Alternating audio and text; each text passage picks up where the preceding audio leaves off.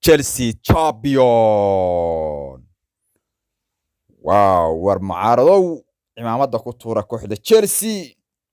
Koofiyada ha loo saaro boqorka taashka kooxaha adduunka ha loo saaro hadda Chelsea. Kooxda kubadda cagta Chelsea ayaa markii ugu horeysay taariikhda ku guuleysatay koobkan naadiyada adduunka FIFA Club World Cup kadib markii ay magaalada Dubai ku garaaceen kooxda reer Brazil Palmeiras. ciyaar socotay 120 daqiiqo hadda waa 120 daqiiqo ciyaartaa socotay yaa war ciyaartu kululaydaayo alla bahashu kululaydaayo reer Chelsea waxaan si wadnaha mar go'ayo waxay isdheheen koobkii laydinka qaadiyay oohinta fararaq waxa heshay koox daafac midhana hadda waa daafac kooxdu daafac sanayda hadda way yaabeen nimanku intay yaabeen Chelsea war waxaan meel wax laga dhaafiyo male war sidan si maaha war meesha ma darbiga Berlin ba meesha ka qodan yaa hadda Chelsea ayaa guushan ku xaqiiqsatay rigore u dhaliyay Kai Havertz war ninkaas caadi maaha war ninkaas wuxuu yahay waa boqorka guulaha Chelsea yaa ninkaas waa ninkii championka hadda u qaaday Man City kaga ohsiiyay hadaba Chelsea wuxuu ugu suntan yahay haliyay aynan marnaba ayna ilaawi karayno haliyayga guulaha ayuu ugu suntan yahay ninkaas hadda waa Kai Havertz ninkaas caadi maaha goolka guusha u dhaliyay 115 daqiiqo markay socotay hadda waa 30 daqiiqo ciyaarta lagu daray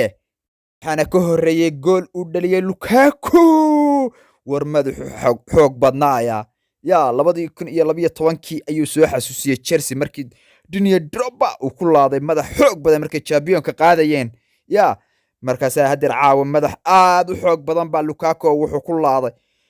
bedelay hal mar jawiga waxa la maqlayaa Lukaku waaba ku jirtaaba yaa war madaxu xoog badnaaya laakiin kooxda reer Brazil koox dhibtay ma ahayna koox dhib badan bay hayde yaa odayga Diego Silva ayay waxay u saareen gacanta markaas goolka waxa laga soo hubiyay Farta markii laga soo daawaday ayaa waxa lagu abaalmariyay inay gool loo dhigo rigoradina waa ay dhaliyeen ciyaartan ayaa waxay ahayd ciyaar aad u kulul oo xamaasad badan waxaana ciyaarta inta badan gacanta ku haysay kooxda Chelsea oo inta badan waxa kubadaha ka shaqeynayay waa macalin الفنان الراحية الكبد أرمحو نكاس كبد عاوة باسي ورياه نكاس عادي ماها وضيقان قابانه كانتي ونكا كانتي يا كوباتشيس ايا انت بدن كبداها تشيلسي لحظة كسو شقينيي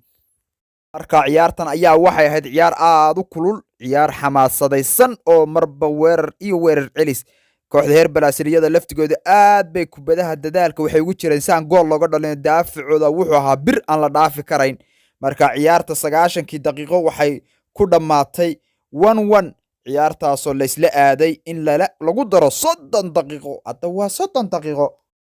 kubadda cagta Chelsea waa markii ugu horeysay taariikhda ay koobkan ku guuleysanayaan hadda ka hor waa laga qaaday marka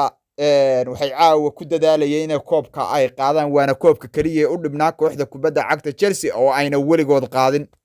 dheer oo ay sameeyeen kooxda kubadda cagta Chelsea iyo weerar aad u fara badan oo kubadaha inta badan ay weerarayeen goolka kooxda reer Brazil waxay u suurtowday daqiiqadii 115aad waxaana kabtanka Chelsea uu gacan u saaray ninka nambarka 13aad wata ee daafac uga ciyaaraya kooxda reer Brazil Kai Havertz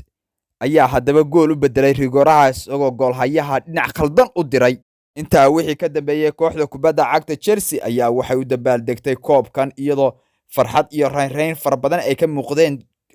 taageerayaasha iyo kooxdaba dhamaantood ilaa iyo tababarahooda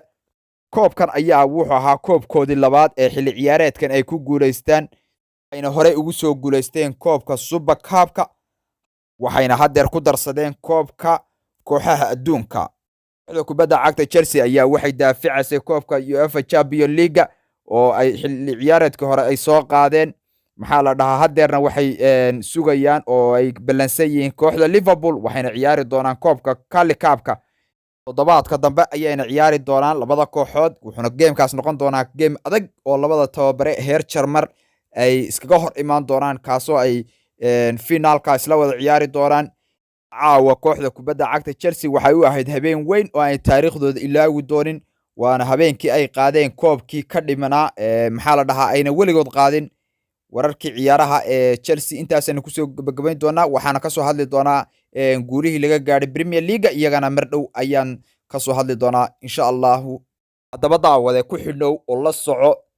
maalin kasta iyo saacad kastaba ciyaaraha